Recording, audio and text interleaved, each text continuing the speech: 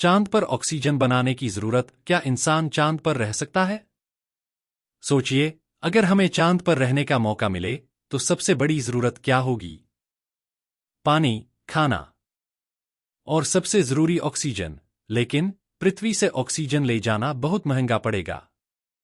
इसी वजह से वैज्ञानिक चांद की मिट्टी, रेगोलिथ, से ऑक्सीजन निकालने पर काम कर रहे हैं।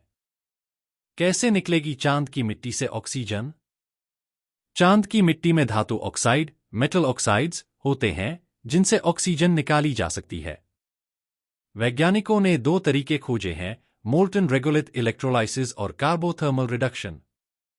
लेकिन चांद की कम गुरुत्वाकर्षण, लो ग्रेविटी, की वजह से पहला तरीका सही से काम नहीं करता, क्योंकि उसमें बनने वाले ऑक्सीजन बुलबुले सही से अलग नहीं हो पाते। सियरा स्पेस का नया तरीका बेहतर और आसान। सियरा स्पेस कंपनी ने कार्बोथर्मल रिडक्शन नामक प्रक्रिया विकसित की है, जिसमें चांद की मिट्टी को गर्म करने से प्राकृतिक रूप से ऑक्सीजन के बुलबुले बनते हैं। ये बुलबुले आसानी से बाहर निकल सकते हैं, जिससे ऑक्सीजन निकालने का काम आसान हो जाता है। कम गुरुत्वाकर्षण की चुनौती। चांद का गुरुत्व पृथ्वी का सिर्फ 1/6 है, जिससे मोल्टन रेगोलिथ इलेक्ट्रोलाइसिस में दिक्कत आती है। लेकिन सियरा स्पेस की तकनीक में ये समस्या नहीं आती, क्योंकि इसमें बुलबुले खुद ही मिट्टी से अलग हो जाते हैं।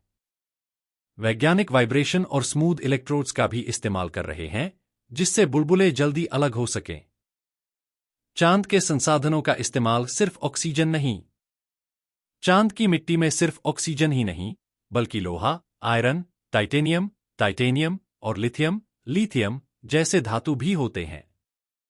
मिट के वैज्ञानिक इन्हें निकालकर चांद पर औजार, पार्ट्स और इमारतों के लिए सामग्री बनाने की योजना बना रहे हैं।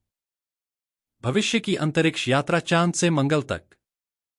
अगर यह तकनीक सफल होती है तो हमें पृथ्वी से बार बार सामान भेजने की जरूरत नहीं होगी, जिससे अंतरिक्ष यात्रा सस्ती और आसान हो जाएगी। लक्ष्य सिर्फ चांद नहीं, बल्कि मंगल और उससे आगे का सफर है। क्या आपको लगता है कि इंसान जल्द ही चांद पर रह सकेगा?